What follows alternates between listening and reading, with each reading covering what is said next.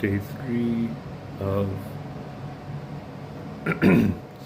day three of post-labral tear and rotator cuff repair. I'm doing a bit better today.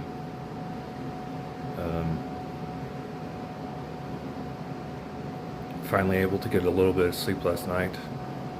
Not much, but a little.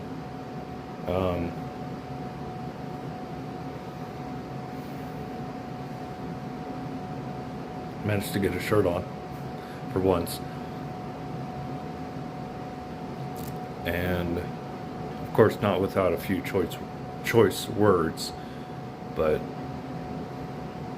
the shirt is on. I have just got back from the store getting my 4th bag of ice.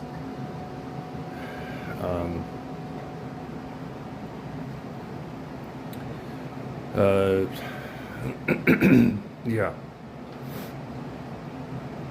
I'm trying to stay positive, but you know, it's hard when everything hurts and just walking